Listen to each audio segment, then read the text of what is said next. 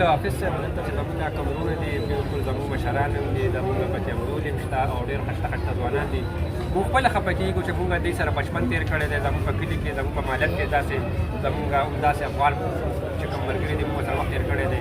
خو بس چونکې یو وخت راغو هلته امن راغو افغانستان کې امن راغو الله دې پکې نور هم امن راولي الله دې کامیابه کړي. نو موږ کوشش کوو چې بیا موږ دې خلکو له لږ شو چکر ولګوو چې دوی زموږ هلته مېلمستیا وکړي او دې سنټر ته چې موږ راغلي موږ وکړو وزټ وکړو نو چونکې خلک ډېر تعداد ډېر دي د دوی هم څه تحفظات شته څه مشکلات ورته شته لکه زموږ نبي بھائی موږ به دا ووایو چې دلته د نوښار پرې سټپ نه زموږ ټیم راغلی دی. هغې ته دلته خپل افغان مهاجرین چې کومونه دي د رجسټریشن سنټر دې موږ دوره موږ دلته به ظاهره خبره ده چې ایمرجنسي بیس اپریشنل یو سنټر دی. په دې کې به کمي ډېرې او دغه کمو باوجود هم ډېر د ځای سره کار شروع دی چې کوم دی سره وسایل دي نو د هغې مطابق ښه کار دلته افغان مهاجرین ګڼ تعداد کې ولاړ دي. زموږ ډېرو سره د 13-40 کالو نه به ووایو چې یو رشته ده او داسې تعلقات چې دلته د دوو خاندانونو ترمنځ څنګه د روڼو خویندو ترمنځ د تعلقات دي هغه دې ته به زه دا ووایم چې دا مسله دې ټایم کې د نقل مکانۍ واپسۍ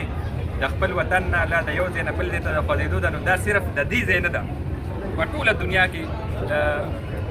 مختلفو ملکونو نقشه دې ټایم کې د خاص کر د دې ریجن د دې وګورئ نو همدقه مسله ده او د دې نه بدتر حالات په هر حال دا څنګه چې 40 کاله مخکې دی د خپل وطن نه راغلي د بې سرو سامانۍ په صورت نو کم از کم دومره ده چې ډک لاس دلته روان او په ښه حالاتو سره د بچو آبادۍ سره خاندان سره او هغه ټایم کې چې څه صورتحال و بې سرو سامانۍ د هغې په 20 چنده ښه صورتحال مونږ به امید ساتو چې راتلونکی وخت همدغه څه ده دی هم خوشحالي او زمونږ هم خوشحالي او دا رشته تعلقات او همداسې وي او دلته کوم د 13 ورځو نه چې کوم رجسټریشن دی نو هغه داسې ښکاري چې هغه په آخري مراحلو کې دی. ما سره شاهد به هم ولاړ دی دی به وایي چې دی دلته په سنټر کې او بیا زمونږ د وروڼو سره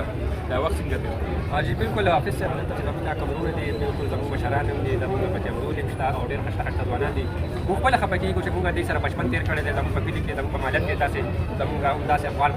چې کوم ملګري دي موږ سره وخت تېر کړی دی. خو بس چونکې یو وخت راغو هلته امن راغو افغانستان کې امن راغو الله دې پکې نور هم امن راولي الله دې کامیابه کړي. نو موږ کوشش کوو چې بیا موږ دې خلکو له لږ شو چکر ولګوو چې دوی زموږ هلته مېلمستیا وکړي او دې سنټر ته چې موږ راغلي موږ وکړو وزټ وکړو نو چونکې خلک ډېر تعداد ډېر دي د دوی هم څه تحفظات شته څه مشکلات ورته شته لکه زموږ انتظامیې ته خواست دی هغې ته چې څونه کېږي چې دې وروڼو سره اخري کې چې دا 12 40 کاله 50 کاله د دوی مېلمستیا وکړه نو په دې میاشت نیمه باندې څه فرق نه راځي چې دوی څه قسمه څه تحفظات وکړي چې هغه لرې کړي او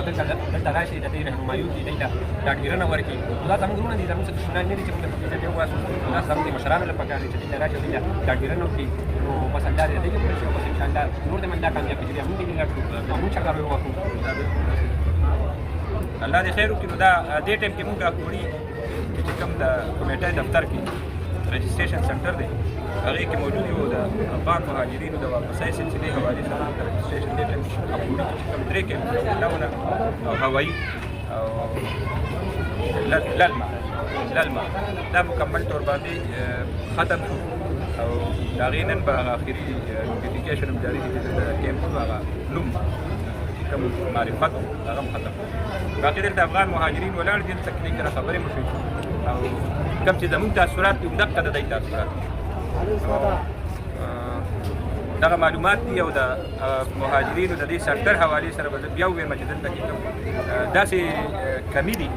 چې هغې کې د دوی ته د ډېر زیات انتظار کولو او د ستړي کېدو د اوبو د سوري دې کې اضافه پکار